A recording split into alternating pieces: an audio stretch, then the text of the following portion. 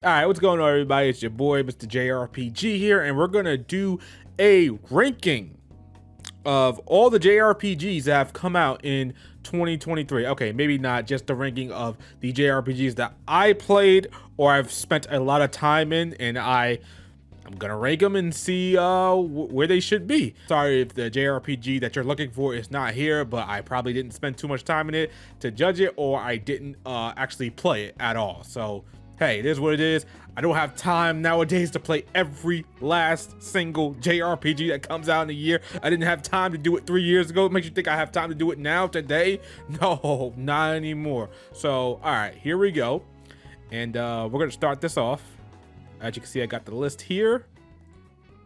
So the first one is Atelier Ryza 3. Okay, so Ryza 3 is supposedly the last Atelier Ryza game, but you never know with the series breaking milestones with this series, with this particular entries, or these entries rather. They could easily be another Atelier game. So hey, who knows what's gonna happen. I thought it was pretty good. I didn't think it was too bad. I did enjoy the battle system. The characters were pretty nice. Seeing characters from the first game up into this third game grow, see everybody's friendship, seeing people like Bose.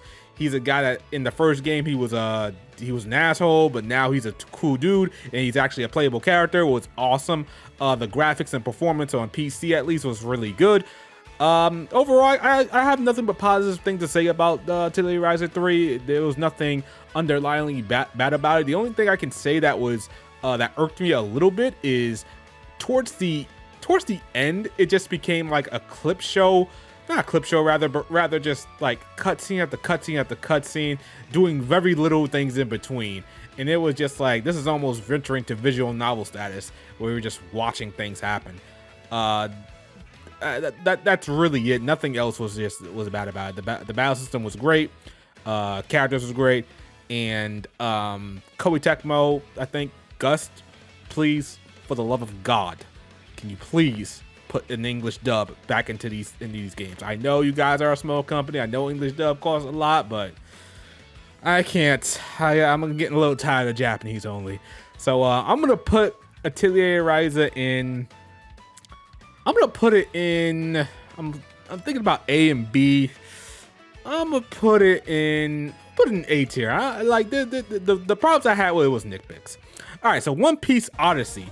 This was a surprisingly good game, a surprisingly good RPG. Usually these anime RPGs aren't that great, fairy tale, but this one actually was pretty competent. The graphics were pretty amazing. Character models was great too.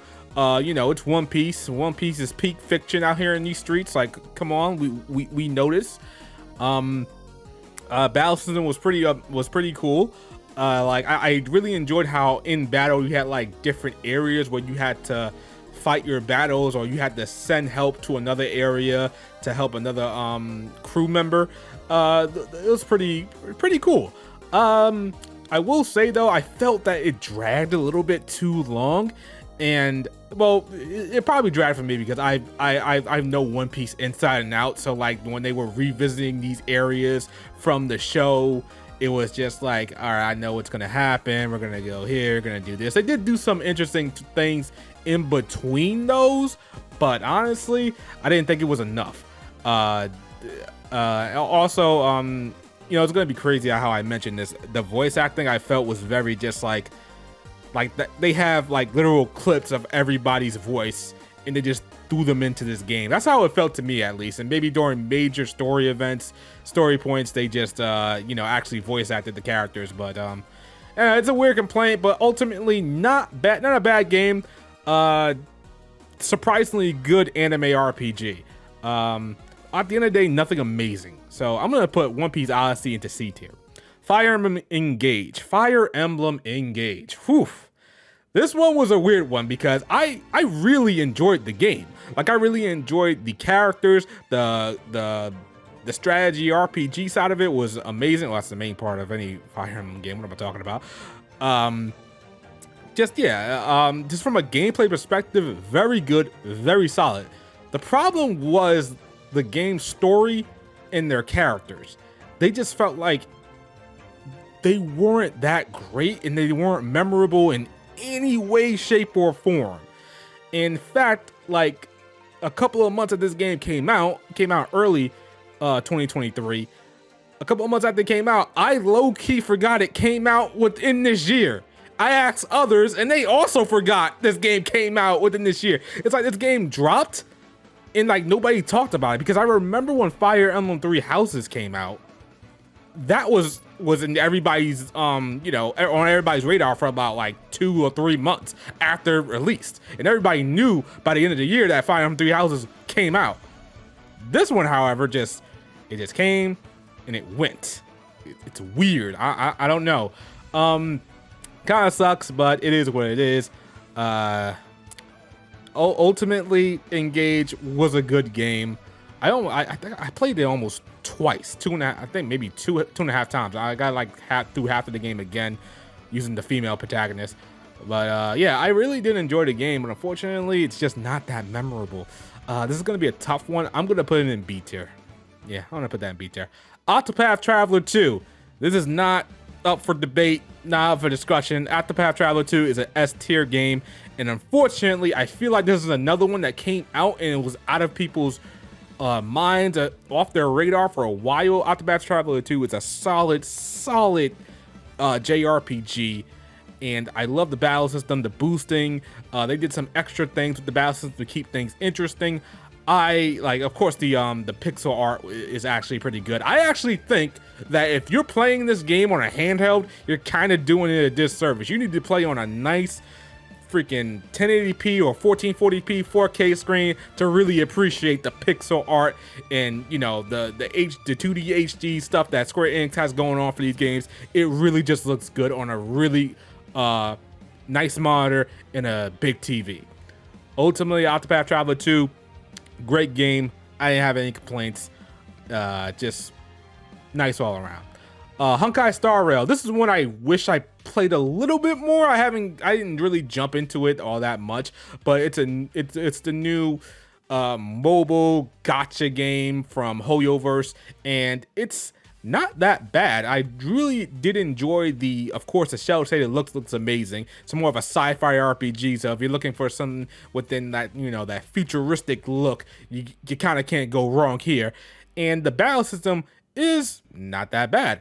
It borrows from the Trail series when it comes to being able to use your super art or your super skill in breaking the turn order. You can use that at any point, so that's pretty cool. But you know, keeping up with the events, keeping up with all the new characters. I've heard everything's been going well with it. Maybe I'm wrong, but hopefully hopefully soon I can play it a little bit more. I'm gonna put Star Rail in B tier. Xenoblade Chronicles 3, this is the DLC features redeemed, and this is just like Octopath Traveler 2. I'm putting this in S tier. This might honestly be my JRPG of the year, even though it's DLC, it's expansion. I don't know. I just really enjoyed this game. I enjoyed it so much. It's so much, in my opinion, it's a lot better than the main game of Xenoblade 3. I like Xenoblade 3. I just, man, this Xenoblade 3 for me just didn't click, if you will. I didn't care for the characters that much. I really didn't care for the story all that much until you got to the end and we found out somebody made a harem. But yeah, besides that, yeah, I just feel like Xenoblade 3, when it comes to its characters at least, they're kind of boring, and when it comes to the design, I feel like they're an overcorrection from Xenoblade 2. Because if you remember, Xenoblade 2 came out, you know, a whole bunch of characters were just like, everybody was going crazy because some characters were way too scantily clad, showing too much skin, whatever have you. And I feel like they overcorrected with Xenoblade 3 when it came to the designs. Not saying that I hate Xenoblade 3 because of the designs. No, it's not what I'm saying. I'm just saying I notice it, and it just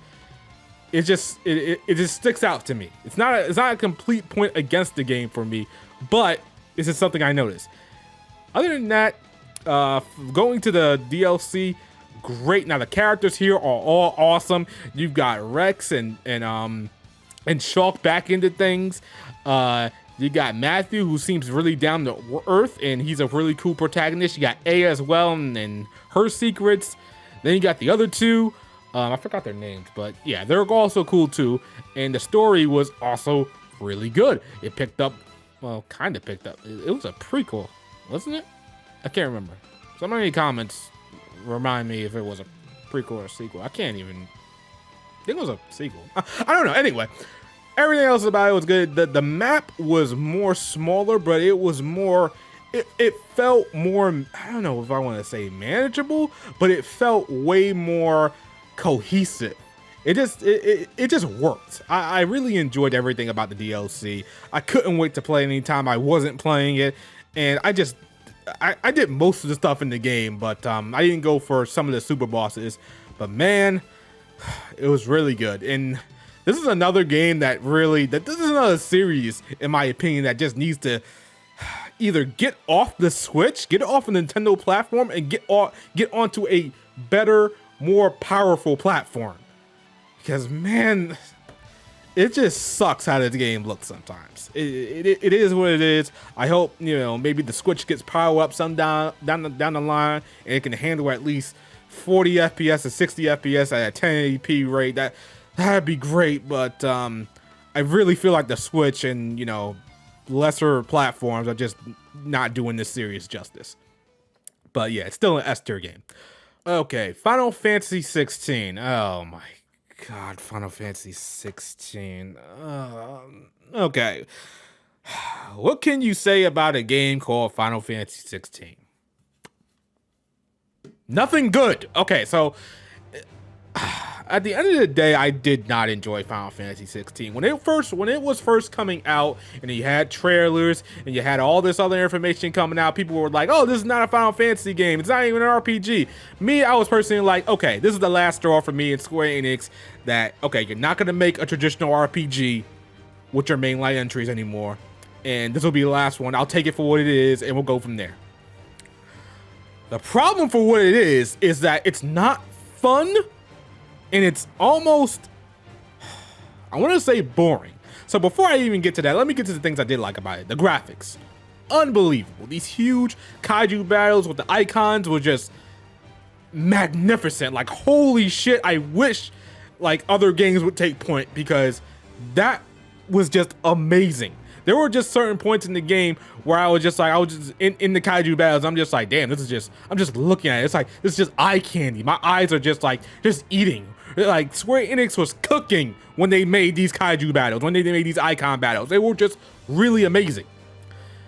And there was even one point where I was fighting Bahamut, and he was gonna unleash his Neo Flare, Solar Flare, I forgot what it's called, and he was counting down, and I was just like, whoa, shit, I kind of want to see it. Like, I wanted to see you unleash this ultimate attack. I wanted to see how how this flare attack happens.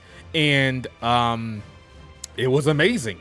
Like, I can't believe it. But there were certain times, and now we're getting to the negatives. There were certain times where I just felt like I was not playing a Final Fantasy game. It just felt like if this game was named anything else, it was called Final Fantasy 16 or Final Fantasy Clive and Friends, I wouldn't have played this game. Because this game it's an action game. That's what it is. It has RPG elements, but they're so light. They're barely there, and they barely matter.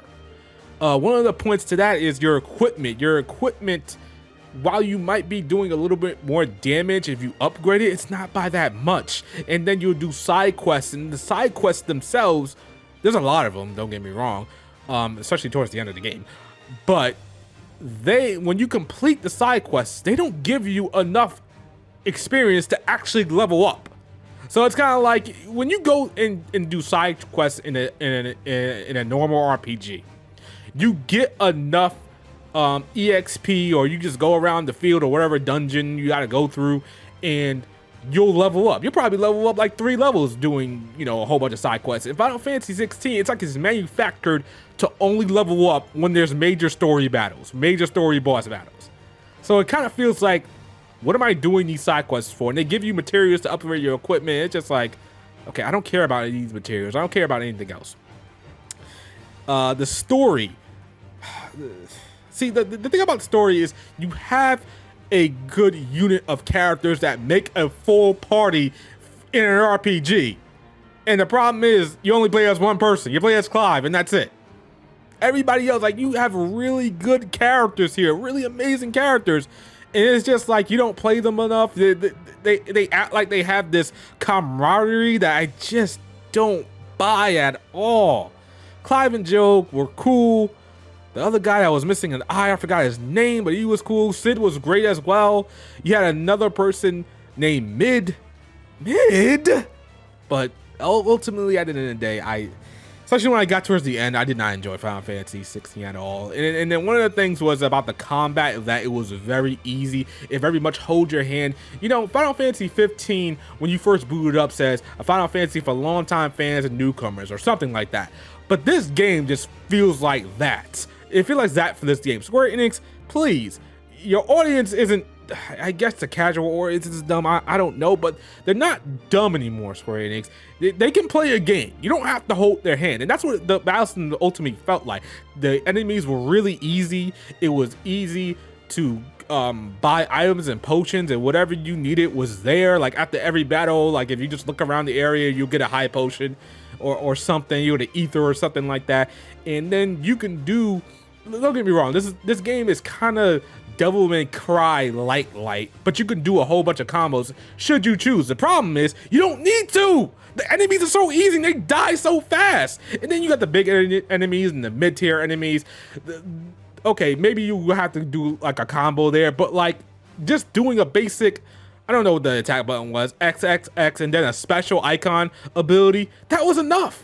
You didn't need to do anything else. Plus if you die in the game, wherever you're at, there's a whole bunch of checkpoints in the game, so you'll never lose progress. And there's when you're placing the boss battle, once you get them down to a certain amount of HP, if you die, you'll come right back to it. Not only will you come right back to that part, you will have a full set of potions and heals. This is like, I can't do anything wrong in this game. Like there's no punishment in this game at all. It's just holding your hand the whole way through. Okay, I rated about Final Fantasy 16 enough. Where am I placing it on this list?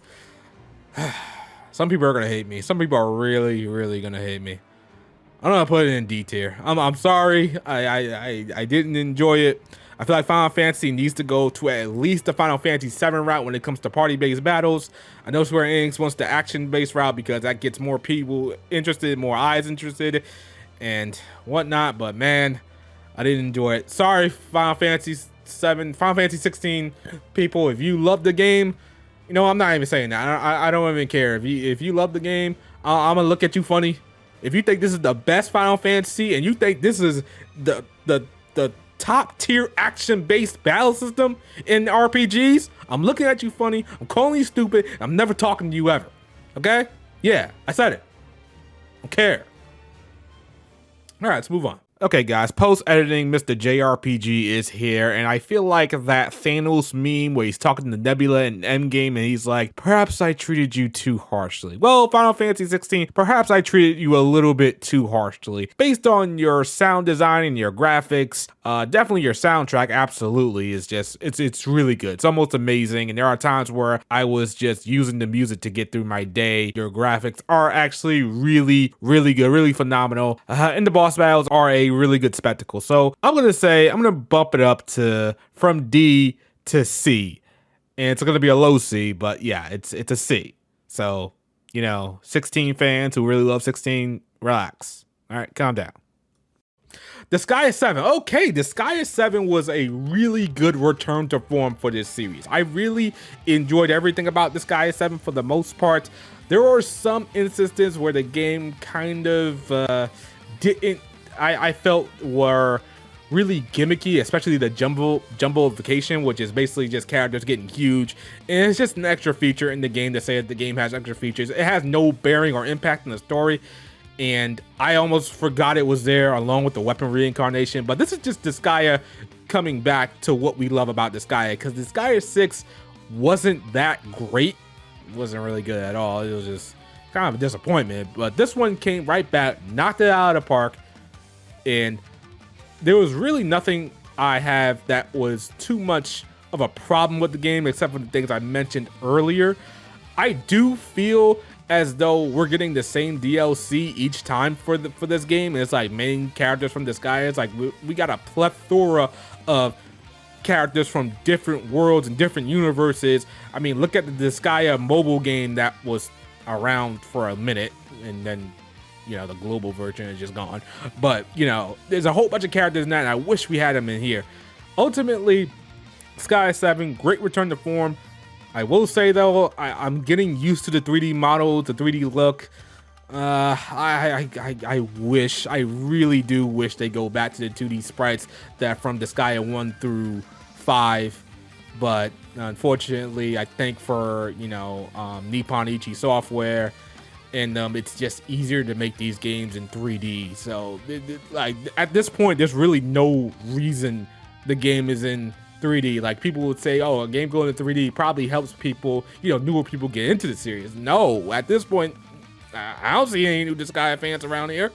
And like, the people that love Disgaea, they hate the fact that it's in 3D. Some people won't even play it for the fact that it's in 3D. Anyway, that's enough negative. Disgaea 7 was a really good game.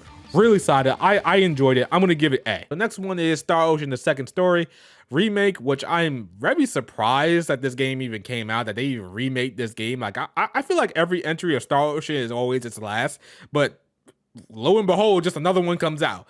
This one, I feel like a lot of people slept on. I feel like this one is a really solid game, really good RPG, has really good graphics. I thought the look of the sprites combining with the 3D environments were going to clash. No, actually, it worked out pretty well. And the battle system, really nice, really fun, really engaging. I don't really have any complaints about it. I do enjoy using the pseudo blind spot. Like, when you dodge just at the right time, you'll go right behind the enemy and you're going to unleash holy hell. One of the issues I got with the game is basically the story. I feel like the story is kind of taking a back seat to almost anything, because I feel like you can be like level 99 within like the first 4 hours of the game almost. I feel like you can break this game so easily if you wanted to, but the choice is there. And I just feel like the story just takes a back seat to it all. And I feel like the characters aren't that engaging. They're fun when you're doing the private actions, and I really do like how they indicate when there's a private action. So I mean, each time I did a major event, I had to bring up the map and see if there's a private action going on around. But hey, it did lead to some pretty funny conversations. The issue with this game that I feel is the party system. How it works is that you can recruit characters or you cannot recruit characters based on your decisions. And the thing about it is, if you recruit a character, they're not really featured in the story all that much. One example is Welsh, which is, there's a reason why she doesn't have, you know, I think she was added retroactively in the PSP version, so they really didn't do much. But like, there's a finite number of party member slots that you have, and I filled one with Welsh, and she does nothing during the main story at all. She has some pretty funny private actions, but in the main story, she's just silent in every single cutscene. So it's like, I wasted a slot on her completely. But other than that, I feel like if you like RPGs, you should play Second Story. And it's kind of funny because this game came out God knows how long ago, and it's still arguably the best Star Ocean game when we had at least 4 entries since then. Now, I don't care what anybody says. Star Ocean 5 was a great game. I'm going to put Star Ocean 8 tier. Sea of Stars, what is there to say about Sea of Stars? I mean, like, the game is just amazing. I'm not going to spend too much time here. We're going to put it in S. And that's it. Just like really good battle system, really fun characters. Sea of Stars was just really amazing. If you like RPGs, go play Sea of Stars. Persona 5 Tactica is a game that I did not expect that I would be playing, but hey, it is what it is. You know, they're gonna milk the Persona franchise, Persona 5, for however much they will until you know, Persona 6 comes out. And I feel like we got at least one more spinoff to go. But the thing about Persona spinoffs is, besides them coming out, and besides them, you know, just having a lot, like, you know, when Persona 6 comes out, you know there's just gonna be a spinoff. There's gonna be a whole bunch of spinoffs like years later after it comes out. The thing about the spinoffs is they almost don't do no wrong. Like they're not bad games. It's just that, are you tired of the franchise or are you not? Because it's not like they're gonna have a spinoff and it's gonna be really bad. No, they're gonna do it pretty well. Like, I remember Persona 5 Strikers, in my opinion, did the whole Muso Warriors type game the best. Like, holy crap. And this one is pretty similar. The only thing about it is, if you're tired of seeing Persona 5 characters, which I am, I'm tired of seeing these guys. I love them to death, but I hate Akechi. Yeah, that's right, I hate Akechi. But if you're tired of seeing it, you probably don't want to play it. And it's interesting how I played it. Shout out to Discord, because they gave me a free month of Xbox Live Gold, and I was just like, oh, okay. And I realized that Tactica was on there as well. But I'm gonna put Persona Tactica. I'm gonna put it in the C tier. It's not bad. Certainly not bad at all. But it's really just put in the C tier because it's a Persona 5. It's another spinoff, and it's just like, I'm done. The only spinoff I'm waiting for Persona 5 now is just to have the fighting game. We just need that Persona 5 fighting game. Hopefully, it's made by Our System Works, and man, oh man, that would be great. Then I can go back and, you know, I'll appreciate the characters more. Trails in the Reverie. Okay, Trails in the Reverie, solid game. Love it. It's really good. The only issue I got with it is that, well, it's still the same, more or less the same Trails battle system and setup that we've seen since I think Cold Steel 3, and they added some new stuff like Brave Orders and I forgot what the other one was called. But they're just adding some stuff little by little. And I do appreciate that they, you know, each game, you know, that adds more stuff to the battle system. And, you know, there's more things you have to check and more things you have to worry about. And it's cool. Great setups. A shit ton of characters to choose from. Like, you can use almost any characters that you want at any point. Except for in the main story, because, you know, they kind of split up, and the story is split into 3 ways. But when you get into the Reverie corridor, you can pretty much put whoever you want in the party, and there's a whole bunch of things to do in the Reverie corridor. It's great, really good game. I don't have any major complaints except for no spoilers at all. Just the main plot of the game, the main antagonist of the game, the main reason the game has come into be, the story has happened. I kind of didn't care for it too much. I felt like the Trails game were going somewhere else with their story. And this one just like covered a really generic plot point to a lot of mediums.